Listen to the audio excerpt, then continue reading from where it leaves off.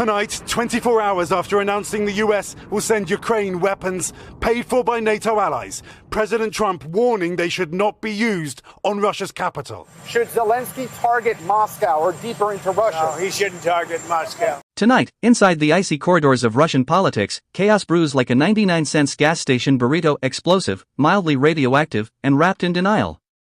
And who's right in the middle of it all? No, not a CIA agent in disguise. Not even a lost Canadian tourist. It's none other than Donald J. Trump, president, future defendant, part-time DJ at Mar-a-Lago, and now, amateur war tactician. Exactly 24 hours after Trump, who apparently still thinks he's president of Earth, declared he'd send Ukraine weapons paid for by NATO allies, the man who famously went bankrupt selling steaks warned Ukraine not to use those weapons on Moscow. That's right. He's giving out bazookas like candy, but with a note attached that says, "Please shoot responsibly." Not in the face. Now, we cut to Keir Simmons, our brave reporter on the ground in Moscow, dodging vodka-fueled conspiracy theorists and interview bombs.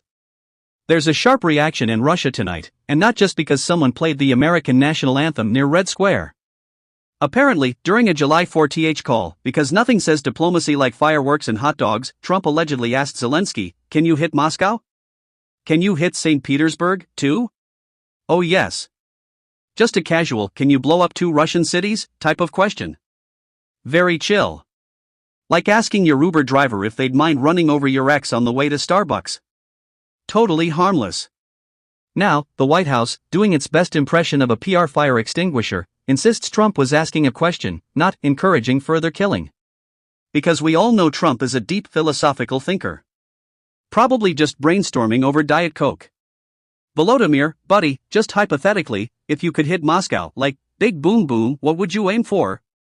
Just asking. Not suggesting. But also, maybe do it. Outside the Kremlin, our cameras caught up with the local population. When asked if they were scared, one man with a mustache that screamed KGB casual replied, "No, why? I believe in peace," he said. This is Russia's new strategy, folks, Zen denial.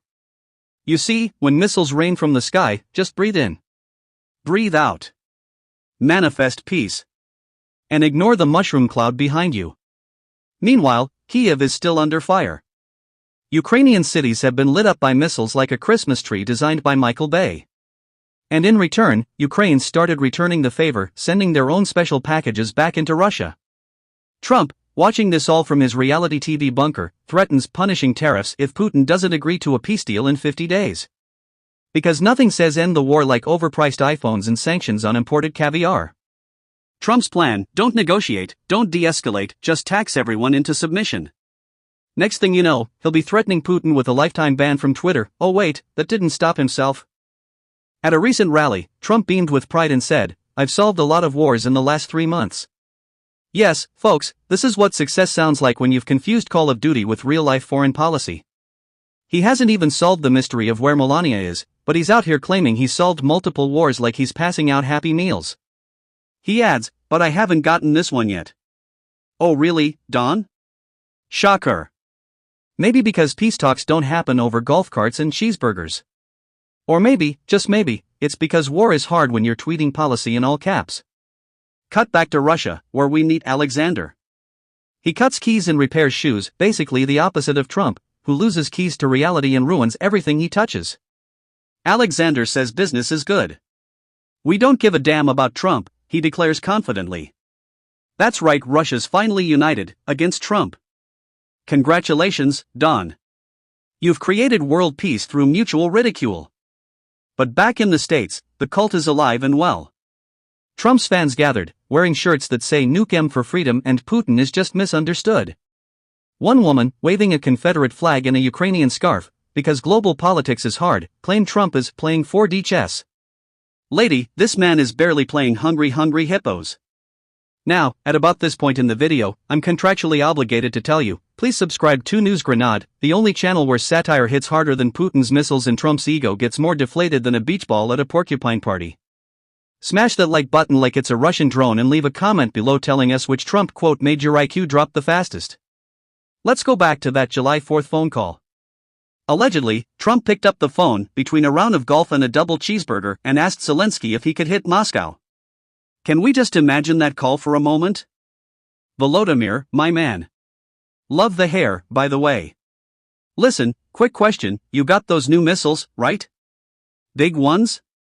Tremendous ones. Can you, I don't know, send one over to Moscow?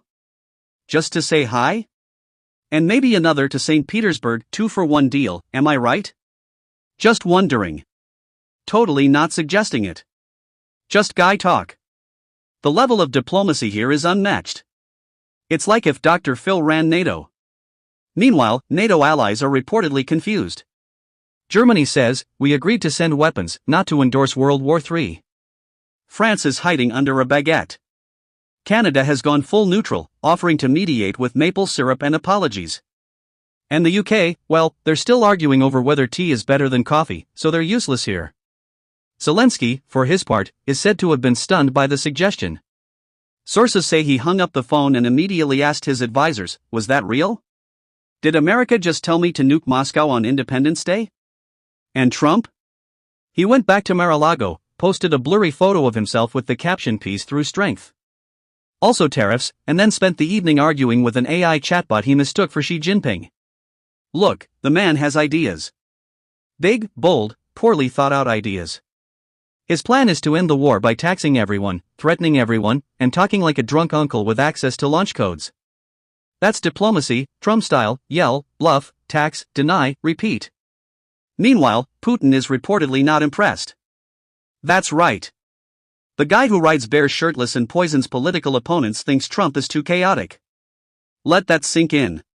I'm very disappointed with President Putin. I've solved a lot of wars in the last 3 months, but I haven't gotten this one yet. Back in the US, when asked whether he had evidence for any of his claims, Trump replied, the best evidence.